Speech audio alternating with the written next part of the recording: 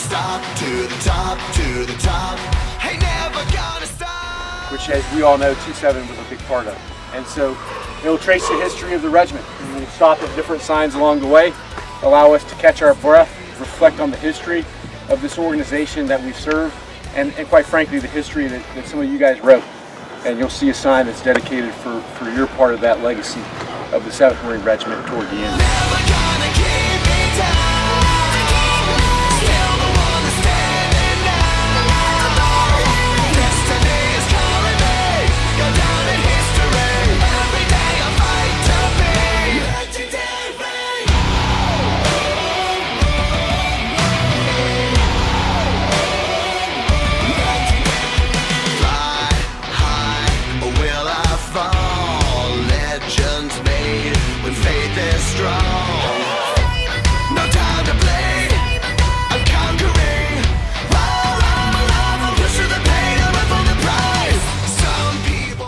And so if you remember at the end of World War II, there were serious questions about our relevancy to the future of the institution in our nation, quite frankly, and it mainly came from the Army generals.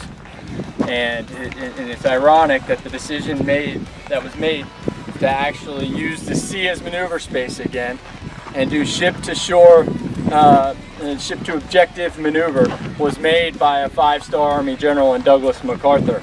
And so this operation where we retreated to the Pusan perimeter, we boarded ships and enveloped the enemy and essentially cut them off from the north, okay, and freed Seoul, was done all by amphibious shipping and amphibious landing. It was a gutsy call in a hard landing where the tides were very dramatic and had to be timed down to the second to make sure we got our combat power ashore and was able to maneuver and gain that foothold, that forced beachhead line, and make it wide enough to bring the rest of the division forward.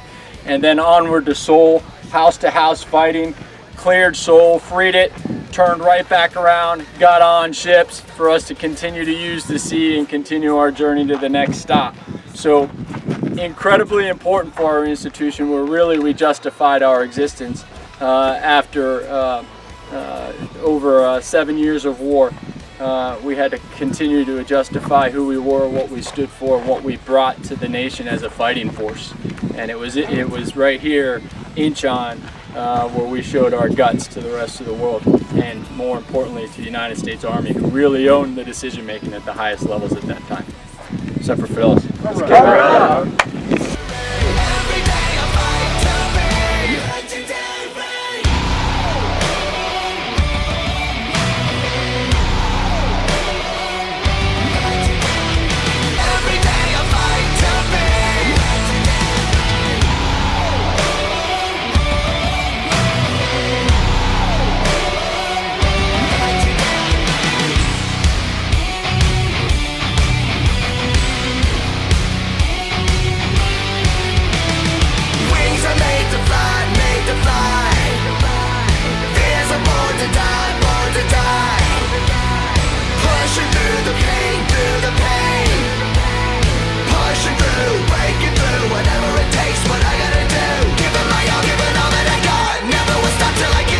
What's important about this fight here, and we didn't call it a MAGTF, but we were fought as a MAGTF here. There was an air assault done, there was an amphibious landing done, and the task was search and attack.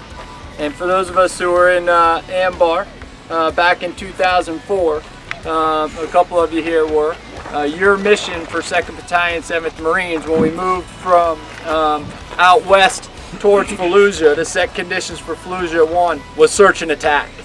In this case, they searched out 2 NBA regiments, got in the fight and won, and secured the airfield through their actions. And there was a 3rd out there that probably didn't attack as the results of this. Okay, so same thing we did in 2004 when we went east, we searched and attacked. So pretty cool here, but foundationally, this was about MAGTF. Marine Air Ground Task Force. Hoorah. Hoorah.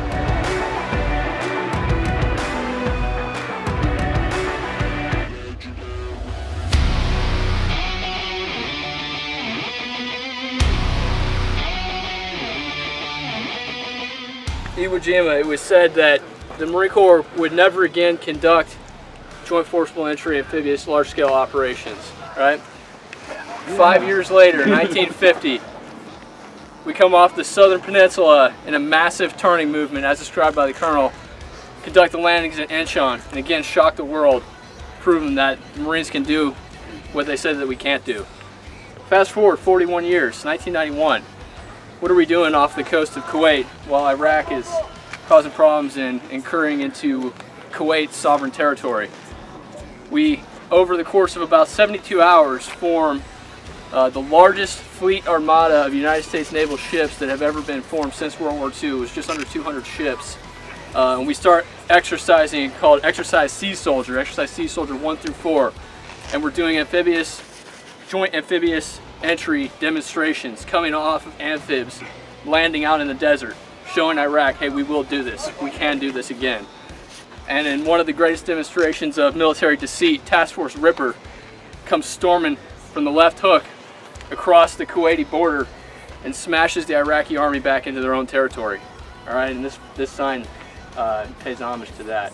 And you can see there at the bottom, prepare to march, as the regiment's motto, pulled from Task Force Ripper's operations in the Gulf War. Whether it be Inchon, Chosin, Guadalcanal, Vietnam, this is right up there, and this is what you contributed. And it talks about the march to Baghdad, but I think really it was that long fight, the long war.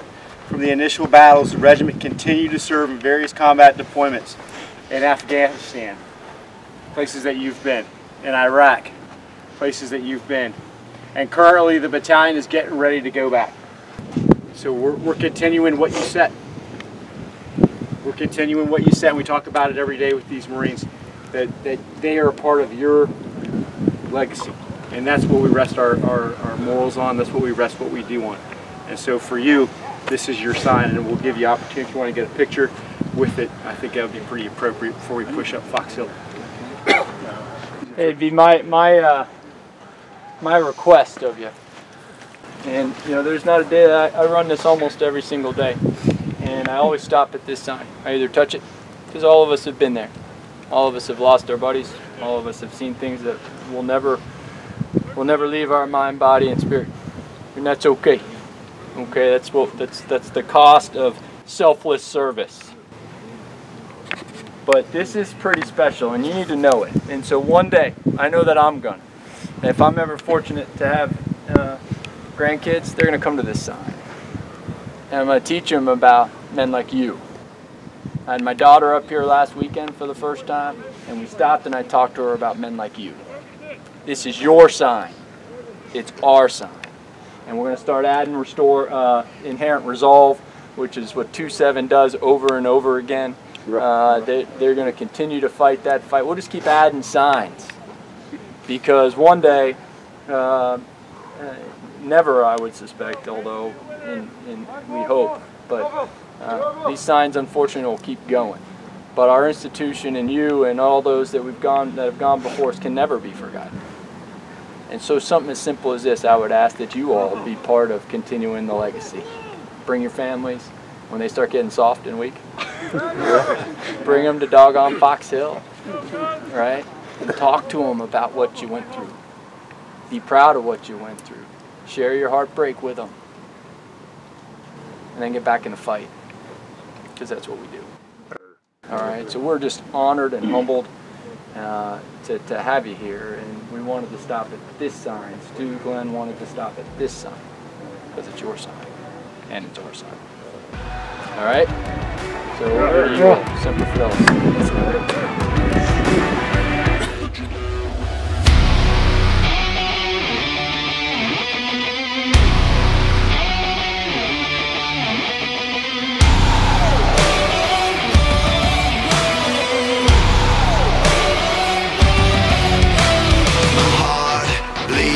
Adrenaline, the fire I breathe is where I live. Incredible, inimitable, one life to live. I never give up, I never give in. Some people want to turn and run. Should have been possible. The only reason that they did it is the same reason y'all are standing on top of this hill right now.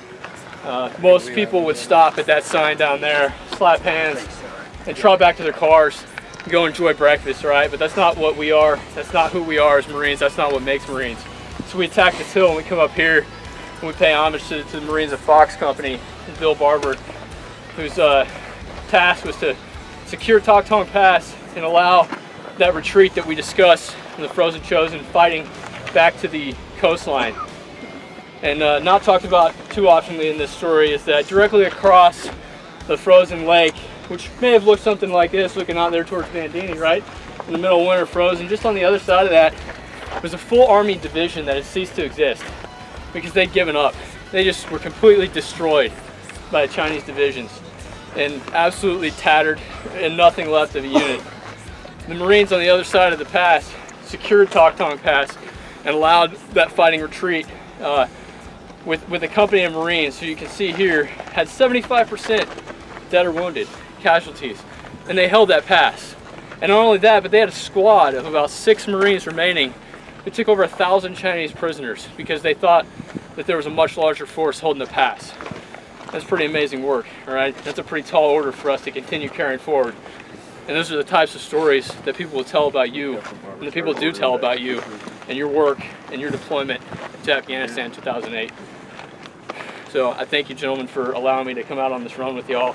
And sir, or anybody, I'll turn it over to you all. You know, one story I love about this, first off, it's 2-7. I love that.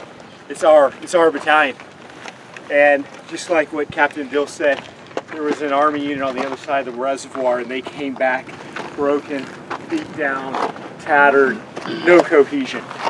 2-7 came back to the division pause. And as they got closer, they started getting in step. And then they started straightening their backs. And they started singing the Marine Corps hymn on their way back. And that's how Marines do it. Because we stick together. We have cohesion. We're proud of who we are and where we came from. And that's what this run's about. That's what this battalion's about. And that's what this reunion's about. I'll just close by telling you that every Marine, every new join, every officer from colonel to lieutenant, when they join this unit, they run Ripper Run. And I personally take every second lieutenant that joins this unit, and they learn about our history first as a unit, and then they go down and attack their own individual unit's history. And so you now continue to do what every other Marine in this regiment does, and that is live up to the legacy of Ripper, and for you all, Havoc and 2-7. And so we thank you for being here, and we'll be talking about this for a long time with every new join that comes. It'll probably become part of our script. All right, and then I just ask that you continue the legacy and continue to live up what Marines do. And if you're ever in need, this is your home. Reach out. All right. Ain't never gonna stop.